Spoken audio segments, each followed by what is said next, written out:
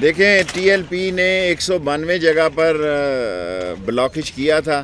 ایک جگہ جو یتیم خانہ ہے جہاں ان کی مسجد رحمت للعالمین ہے، وہاں تھوڑے سے حالات جو ہیں کشیدہ ہیں، اور ابھی میں رپورٹ لے رہا تھا کہ آپ کا 2 بجے ٹائم آ گیا اس کا پریس کانفرنس کا، اور کل انشاءاللہ تعالی کیونکہ 192 میں سے 191 کلیئر ہو گئے ہیں، اور جب کالعدم تنظیم قرار دی جاتی ہے تو اس کے عہدیداروں کے اکاؤنٹ سیز ہوتے ہیں، اس کا شناختی کارڈ بلاک ہوتا ہے، اور اس کی نقل و حمل پر پابندی لگتی ہے. جو 5 بنیادی آئٹم ہیں وہ ٹی ایل پی بین ہوئی ہے تو وہ قانوناً لگتے ہیں. 3 دن کا نوٹس دیتے ہیں.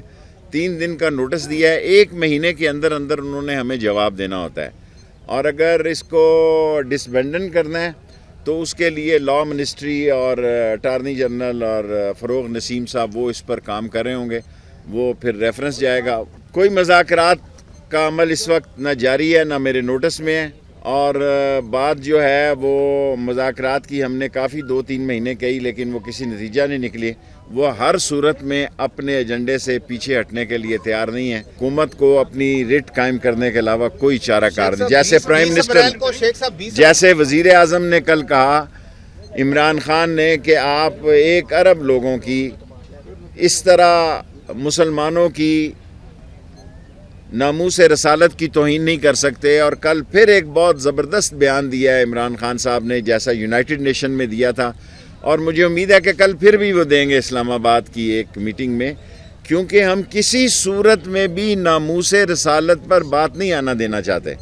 ہم کسی صورت میں بھی گستاخی رسول ہمارے لیے قبول نہیں ہے، لیکن اس ملک کے حالات کے لیے، دنیا میں زندہ رہنے کے لیے بعض قدم ایسے اٹھانے پڑے، بادلے ناخواستہ ایسے قدم اٹھانا پڑے جو کہ ہم ذہنی طور پر تیار نہیں تھے. پابندی لگانی پڑی، اور کچھ ہمارے پولیس کے جوان بھی شہید ہوئے، کوئی ادھر سے بھی لوگ جاں بحق ہوئے. یہ سلسلہ 20 تاریخ تک ابھی ان کی طرف سے جاری ہے، اور 20 تاریخ تک ان کے ڈسبینڈن ہونے کا بھی فیصلہ حکومت کر لے گی اور کابینہ میں لے کر جائیں گے. اللہ کے حکم سے پوری کوشش ہوگی. راولپنڈی، اسلام آباد کے رہنے والے اور سارے ملک کے رہنے والے اس وقت بھی جی ٹی روڈ اور موٹر وے اور تمام روڈیں، مری ایکسپریس وے اور مری روڈ سب کھلی ہیں، اسلام آباد ایکسپریس وے سب کھلی ہیں. انشاءاللہ تعالی 20 تاریخ کو بھی